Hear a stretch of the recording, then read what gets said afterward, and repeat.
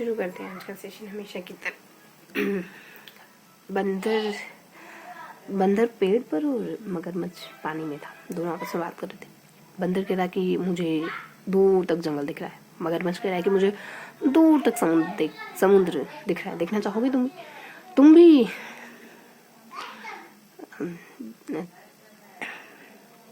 देखना चाहोगे समुद्र की असीम असीमितता। तो बंदर राजी हो जाता है और मगरमच्छ की पीठ पर बैठ जाता है। अब वो पानी के अंदर रह चुका है। अब कुछ बढ़ने के बाद मगरमच्छ कहता है कि मैं अब तुमको खाऊंगा मैं, है ना। तुम्हारा कलेजा निकाल कर खाऊंगा, तुम्हारा दिल निकाल कर खाऊंगा। बंदर कहता है कि तुम पहले कहते ना, तुम्हें अपना दिल लेकर आता। मैं तो पेड़ पर छोड़ के आ गया। फिर कहा कि जाओ फटाफट से लेके आओ, फटाफट क्विकली जाओ और लेके आओ। और इस तरीके से बंदर दोबारा पेड़ पर चढ़ गया, है ना। तो आप कहीं भी हो, अगर आप हैं, अगर आप सचेत हैं तो आप बाहर आ सकते हैं। हाँ, तो हम कहाँ पढ़ रहे थे? हम बहुत कुछ पढ़ चुके थे। एम लक्ष्मी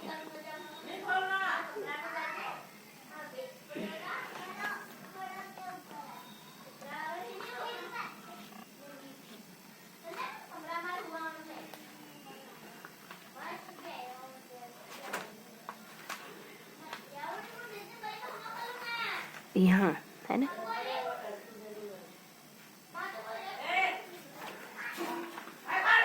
ये पेज पढ़ना है हमको, ठीक है।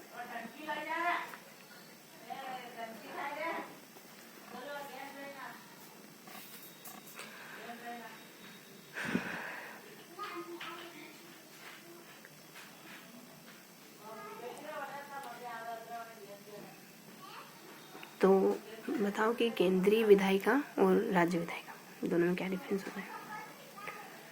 तो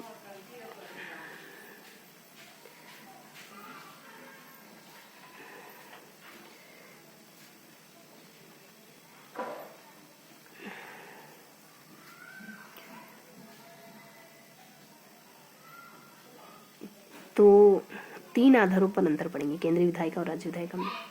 सामान्य विधेयक, धन विधेयक और संविधान संशोधन केंद्रीय विधायक ही कर सकता है। राज्य विधायक का कोई संबंध नहीं संविधान संशोधन से। धन विधायक दोनों की भूमिका ठीक ठाक है धन विधेयक में, लेकिन राज्य के पास इतना अधिकार नहीं कि वो उसको नेगलेक्ट करे। और इसके अलावा सामान्य विधेयक में वही है नॉर्मल की स्वीकार कर सकते हैं, अस्वीकार कर सकते हैं, वापस कर सकते हैं। अब पढ़ेंगे राज्य विधायिका पर राष्ट्रपति का वीटो, है ना। तो राज्य विधायिका पर बहुत सारे पॉइंट बने।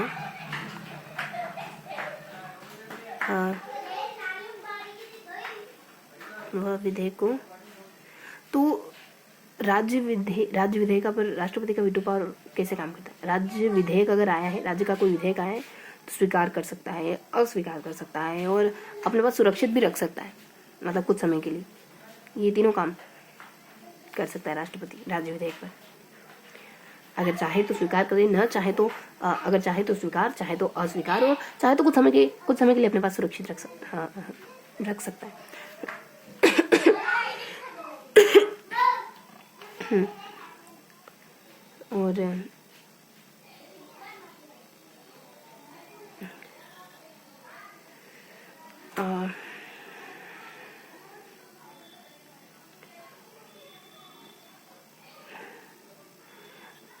और अगर राष्ट्रपति और विधेयक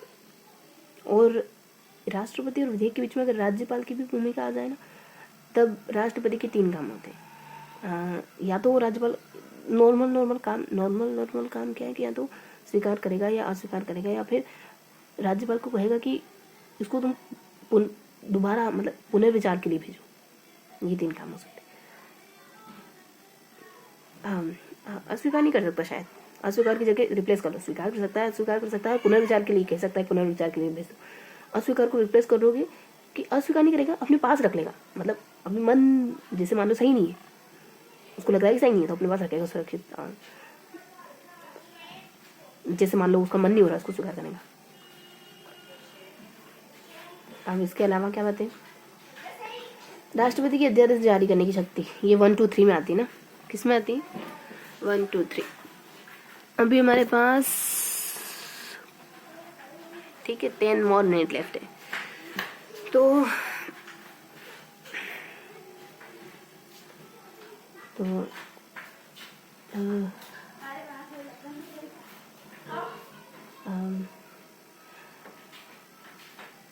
अध्यादेश जारी कर सकता है राष्ट्रपति। अध्यादेश का मतलब कोई कानून वगैरह होता होगा ना, कानून की जैसे ही होते हैं, लेकिन ये थोड़े समय के लिए होते हैं।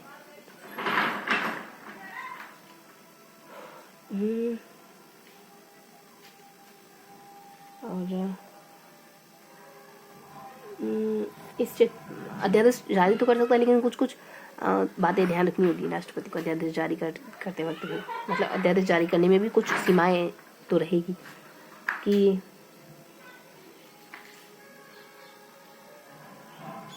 और मतलब दोनों में से कोई एक सदन अगर नहीं चल रहा ना, 2 सदनों में से अगर कोई एक सदन नहीं चल रहा, तभी आप अध्यादेश जारी कर सकते हो।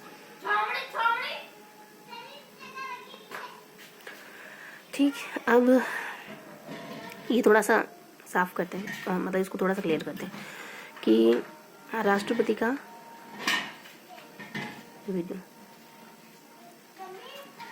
और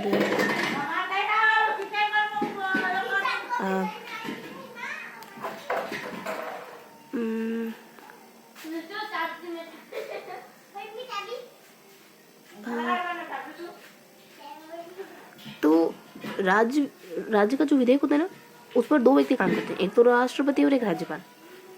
राष्ट्रपति की स्वीकृति के बिना तो विधेयक बनेगा ही नहीं, और राज्यपाल के भी कुछ अधिकार होते हैं उसको लेकर के।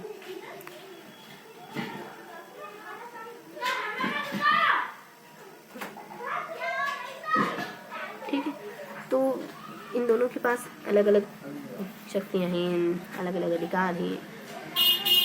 ठीक है, फिर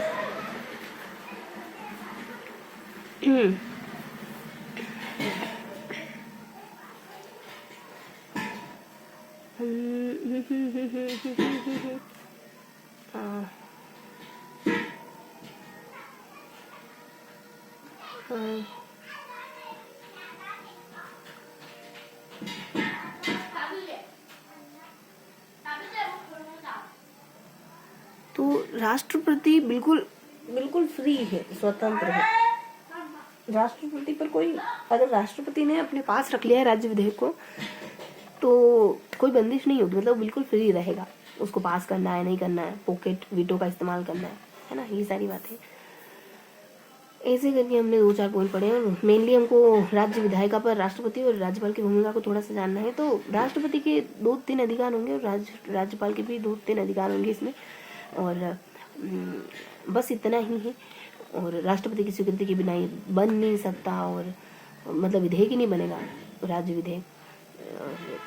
अगर पॉकेट में रख लिया तो ऐसा नहीं कि अस्वीकार कर लेंगे उसको, है ना, मतलब राष्ट्रपति के पास पॉकेट वीटो होता है, यूँ नहीं कि उन पर दबाव है कि इसको पास ही करो, पुनर्विचार के बाद अगर वापस राष्ट्रपति के पास आता है तो ऐसा कुछ।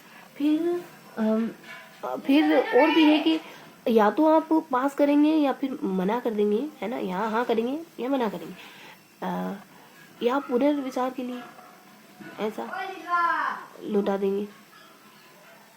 और ये 200 अनुच्छेद है, और राज्यपाल के 3-4 काम होते, राष्ट्रपति भी 3-4 काम कर सकता है, स्वीकार करना, पुनर्विचार के लिए लौटाना, अस्वीकार को आपको रिप्लेस करना था, अपने पास सुरक्षित रखना से।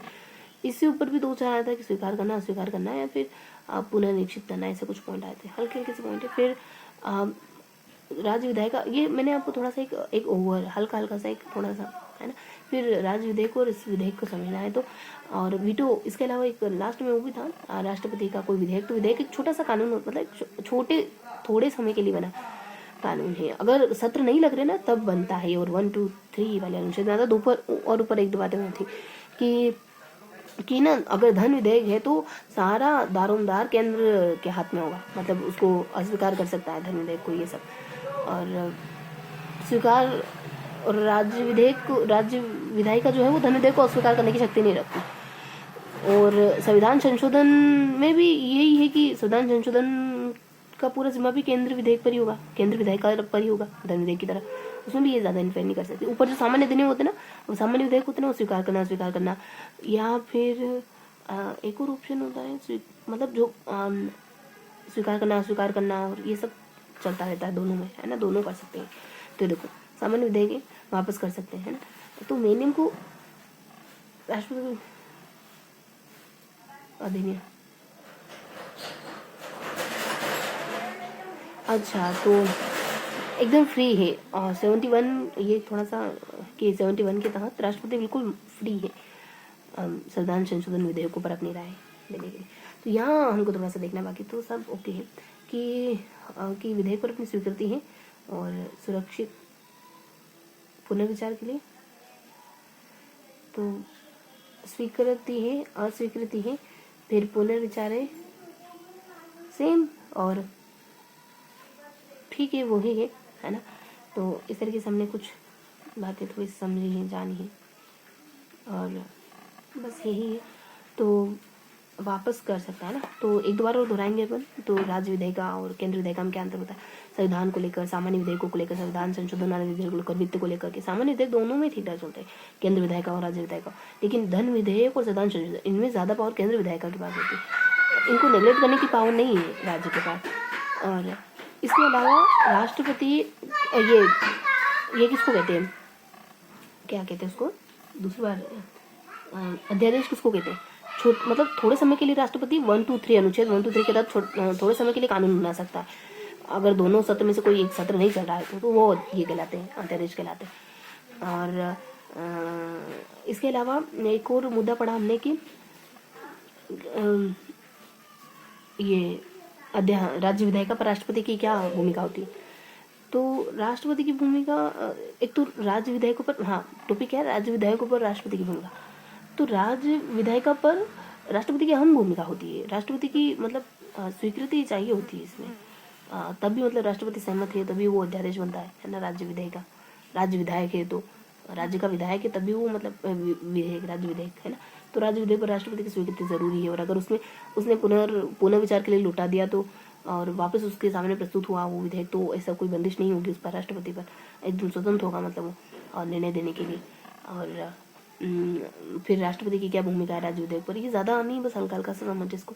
राष्ट्रपति की क्या भूमिका है, राज्यपाल की क्या भूमिका है। तो इसके 3 बिंदु है, स्वीकृत करना, अस्वीकृत करना और पुनर्विचार के लिए लौटाना। ऐसे करके याद करा। स्वीकृत के लिए स्वीकृत हो जाएगा और अस्वीकृत के लिए वो है कि अपने पास सुरक्षित रखना समथिंग। और पुनर्विचार के लिए लौटाने के लिए यही है कि पुनर्विचार के लिए लौटाना। दोनों में यही सारे पॉइंट थे। और एक और पॉइंट है कि विचाराधीन, ऊपर एक और पॉइंट किया था, ज़्यादा नहीं समझ आया इसको, हमने थोड़ा सा लर्न करा है चीज़ें यहाँ वहाँ, इसको लर्न कराएंगे सेकेंड बार, एक लास्ट बार रिवाइज करेंगे, फिर वेट करेंगे अपन, ठीक है।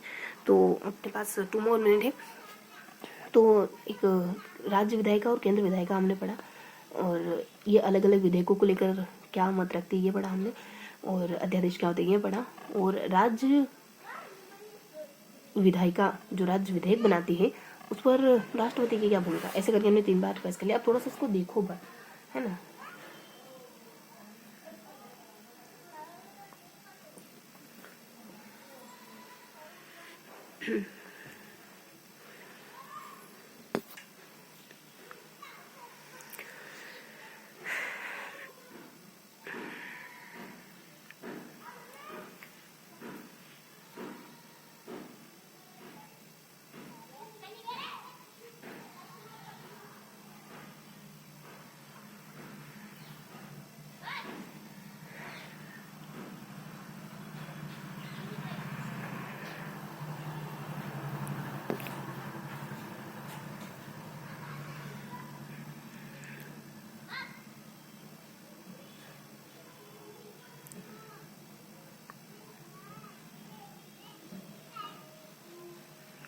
देखा